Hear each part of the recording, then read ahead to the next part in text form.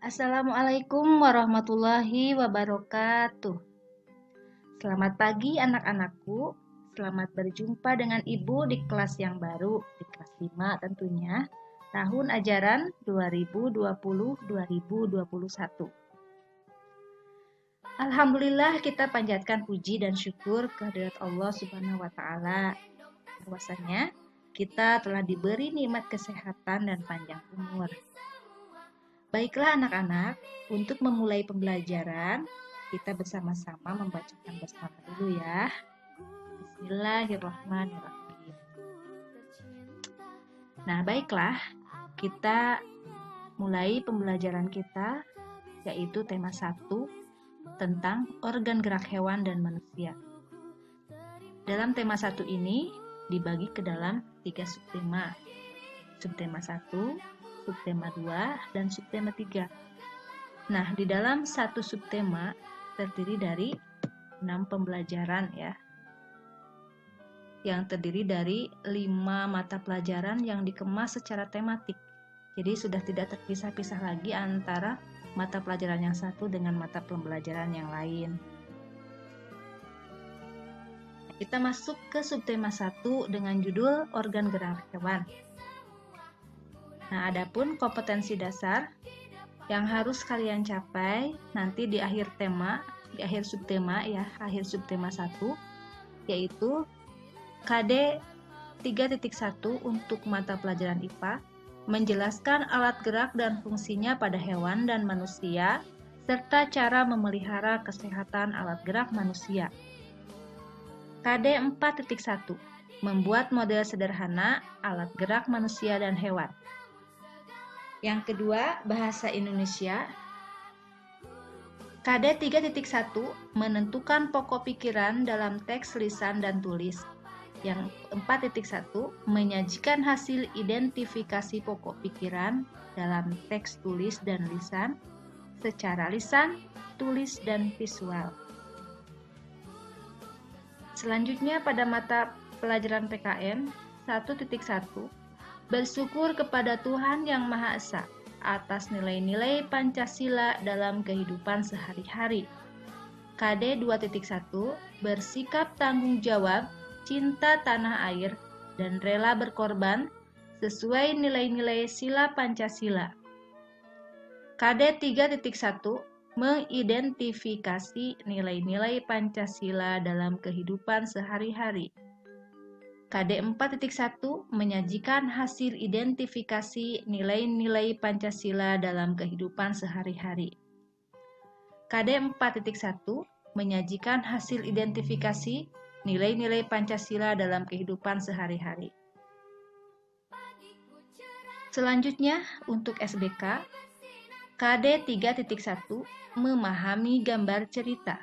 KD 4.1 membuat gambar cerita. Dan yang terakhir untuk mata pelajaran IPS, KD 3.1 mengidentifikasi karakteristik geografis Indonesia sebagai negara kepulauan atau maritim dan agraris, serta pengaruhnya terhadap kehidupan ekonomi, sosial, budaya, komunikasi, serta transportasi. KD 4.1 menyajikan hasil identifikasi karakteristik geografis Indonesia sebagai negara kepulauan atau maritim dan agraris, serta pengaruhnya terhadap kehidupan ekonomi, sosial, budaya, komunikasi, serta transportasi. Nah, itulah kompetensi dasar yang harus kalian capai di akhir subtema 1. Nah, selanjutnya kita berlanjut ke pembelajaran 1 ya, karena tadi sudah disampaikan bahwa dalam satu subtema terdiri dari 6 pembelajaran. Adapun tujuan pembelajaran dari pembelajaran 1 ini adalah yang pertama, dengan membaca teks organ gerak hewan dan manusia, siswa dapat menyebutkan alat gerak hewan dan manusia secara benar. Yang kedua, dengan kegiatan membaca, siswa dapat menentukan ide pokok setiap paragraf dalam bacaan secara tepat. Ketiga, dengan menulis, siswa dapat mengembangkan ide pokok menjadi sebuah paragraf secara runtut. Dan yang terakhir, dengan berdiskusi, siswa dapat menyebutkan pengertian fungsi dan cara menentukan ide pokok bacaan secara percaya diri. Nah, baiklah, kita mulai ya di pembelajaran 1. Sambil dilihat juga bukunya, halaman pertama. Di sini ada Edo yang sedang berkunjung ke kandang kelinci. Edo sangat tertarik karena melihat kelinci-kelincinya sangat lincah bergerak. Nah, bergeraknya kelinci tersebut itu karena kelinci tersebut memiliki organ gerak. Kenapa demikian? Kalian pasti pernah kan belajar waktu di kelas 3 atau kelas 4 tentang ciri-ciri makhluk hidup. Nah, salah satu ciri makhluk hidup itu adalah bergerak. Hewan dan manusia menggunakan alat gerak yang dimilikinya untuk berpindah dari satu tempat ke tempat lain. Ada makhluk hidup yang bergerak dengan kaki, ada yang bergerak dengan sayap, sirip, atau otot perutnya. Selain untuk bergerak, alat gerak juga digunakan untuk memegang, melompat, memanjat, dan berenang.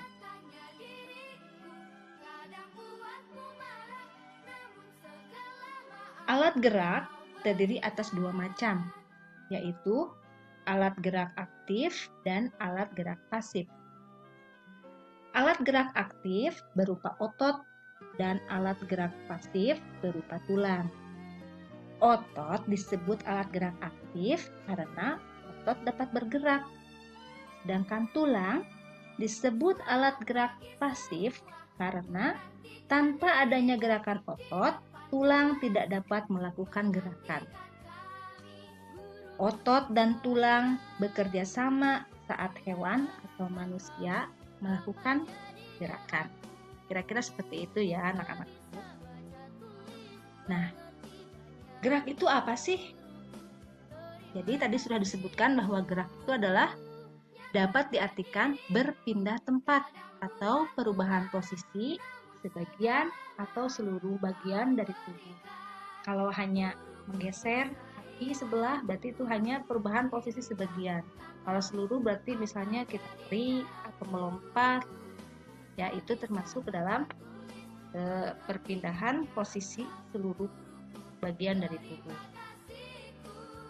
Nah, organ gerak yang kita miliki berguna untuk berjalan, berlari, melompat, meloncat, memegang, menggali, memanjat, berenang, dan sebagainya. Jadi, melakukan hal-hal ini tidak terlepas dengan menggunakan organ gerak kita. Ya, kalau manusia berarti melompat menggunakan kaki. Kelinci juga sama tadi ya, bahwa kelinci bergerak menggunakan kaki. Nah, alat gerak ada 2 bagian ya, ada 2 macam. Tadi sudah disebutkan bahwa ada yang pertama alat gerak aktif, yang kedua alat gerak pasif. Alat gerak aktif itu berupa otot, sedangkan alat gerak pasif berupa tulang. Nah, alat gerak aktif dan alat gerak pasif ini saling bekerja sama dalam melakukan pergerakan, karena otot tidak bisa bergerak tanpa adanya tulang, dan tulang juga tidak bisa bergerak tanpa adanya otot.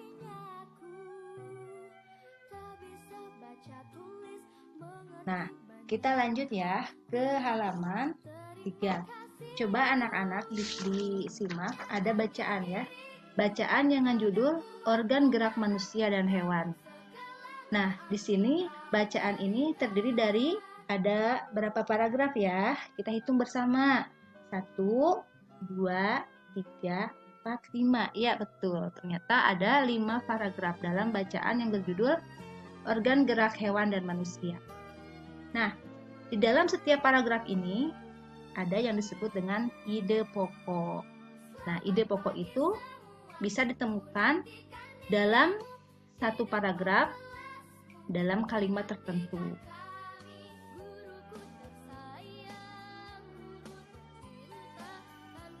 Nah, apa sih yang disebut dengan ide pokok? Ide pokok adalah gagasan yang menjadi dasar sebuah paragraf, disebut juga kalimat utama. Jadi di dalam setiap paragraf pasti ada yang disebut dengan kalimat utamanya. Nah, kalimat utama itu bisa terletak di awal paragraf, bisa juga terletak di tengah paragraf, atau juga di akhir paragraf. Walaupun kebanyakan kita menemukan ide pokok itu berada di awal paragraf.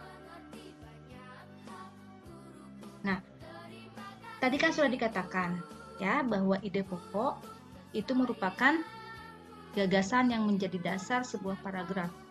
Nah, lalu kalimat setelah ide pokok itu kalimat apa dong namanya? Nah, betul ya, namanya adalah kalimat pengembang. Apa yang disebut dengan kalimat pengembang? Kalimat pengembang adalah kalimat yang menjelaskan ide pokok.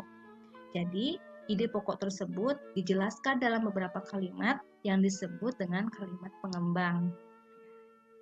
Gitu ya, mengerti ya? Pasti dong. Pinter kan anak-anak kelas 5 yang baru? Nah, ide pokok itu berfungsi untuk apa? Fungsinya untuk mengetahui inti utama sebuah teks. Jadi nanti untuk melihat benang merahnya, di mana ini kalimat utamanya. Caranya yaitu dengan membaca teks dengan seksama secara keseluruhan. Jadi kalau membaca itu harus diresapi, harus dipahami, jangan hanya membaca saja ya. Nah, kita kembali ke sini. Nah, di sini Ibu telah menentukan ide pokok dari bacaan yang berjudul Organ Gerak Manusia dan Hewan. Kita lihat ya, di paragraf pertama, ide pokoknya berada di awal paragraf, yaitu salah satu ciri makhluk hidup adalah bergerak. Dan kalimat pengembangnya, secara umum, gerak dapat diartikan berpindah tempat atau perubahan posisi sebagian atau seluruh bagian dari tubuh. Nah, di kalimat selanjutnya juga bisa disebut sebagai kalimat pengembang. Nah, untuk selanjutnya di paragraf kedua, ide pokoknya adalah gerak pada manusia dan hewan menggunakan organ gerak yang tersusun dalam sistem gerak. Dan di paragraf ketiga, organ gerak pada hewan dan manusia memiliki kesamaan. Dan nanti selanjutnya ada penjelasannya ya, itu disebut kalimat pengembang. Paragraf keempat, ide pokoknya yaitu tulang disebut alat gerak pasif karena tulang tidak dapat bergerak dengan sendirinya. Dan di paragraf terakhir, otot disebut alat gerak aktif karena otot memiliki suatu senyawa kimia yang membuatnya dapat bergerak. Nah, itu kira-kira ya. Udah mengerti kan bagaimana cara menentukan ide pokok? Jadi dilihat dari kata yang paling menjadi gagasan utama pada suatu paragraf. Nah, pasti sudah mengerti ya. Nah, kesimpulannya dari yang tadi pertama bahwa hewan dan manusia memiliki alat gerak. Dan alat gerak terdiri dari dua ya, alat gerak aktif dan alat gerak pasif. Nah, alat gerak aktif dan alat gerak pasif itu bekerja sama dalam melakukan pergerakan yang disebut dengan sistem gerak. Nah, sedangkan dalam mencari ide pokok, silahkan dibaca bacaannya dengan seksama dan baru nanti kalian bisa menentukan mana kalimat yang termasuk dalam ide pokok.